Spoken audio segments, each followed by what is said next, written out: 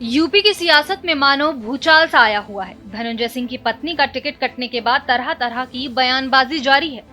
Reports की माने तो जौनपुर से पूर्व सांसद धनंजय सिंह जल्द ही बीजेपी में शामिल हो सकते हैं। जी हां, आपने बिल्कुल सही सुना। मामला आपको विस्तार से बताते हैं। कहा जा रहा है कि धनंजय सिंह की पत्नी का टिकट कटने के बाद उन्होंने भारतीय जनता पार्टी को समर्थन देने का ऐलान किया है। धनंजय सिंह बीजेपी उम्मीदवारों के समर्थन में चुनाव प्रचार भी करेंगे। माना जा रहा है कि इससे बीजेपी की राह आसान हो जाएगी और समाजवादी पार्टी को भारी नुकसान झेलना पड़ सकता है।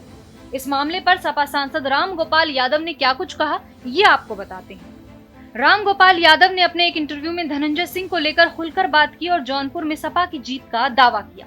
उन्होंने कहा, लोग धनंजय सिंह को समझ ही नहीं सकते हैं। धनंजय सिंह का सारा वोट समाजवादी पार्टी में ही जाएगा। जिस तरह से धनंजय सिंह को चुनाव लड़ने से विड्रॉ करने पर विवश किया गया, कोई भी बीजेपी को सपोर्ट नहीं कर सकता। धनंजय सिंह को लेकर किया बड़ा दावा। रामगोपाल यादव ने कहा, धनंजय सिंह की बात छोड़िए, उनकी जगह और कोई भी होता तो वो भी वोट नहीं करता। अब जबरदस्ती सत्ता के लिए किसी को कहो कि विड्रॉ करो, नहीं तो ऐसा कर देंगे, तो क्या वो वोट देगा? वो वोट दे भी दे, लेकिन उनके समर्थन में वोट नहीं देंगे। एक आदमी का एक ही वोट होता है, वो सब सपा को वोट देने जा रहे हैं।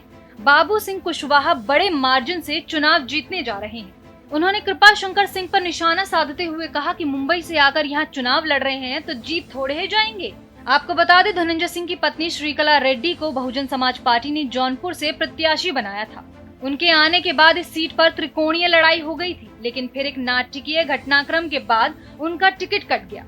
धनंजय सिंह ने बसपा पर धोखा देने का आरोप लगाया, तो वहीं बसपा ने कहा कि उनकी पत्नी ने खुद चुनाव लड़ने से इनकार किया था। बाद में धनंजय सिंह ने बीजेपी को समर्थन देने का ऐलान भी कर दिया। बीजेपी को समर्थन देने के बाद धनंजय सिंह की पत्नी श्रीकला रेड्डी ने केंद्रीय गृह मंत्री अमित शाह से मुलाकात भी की थी।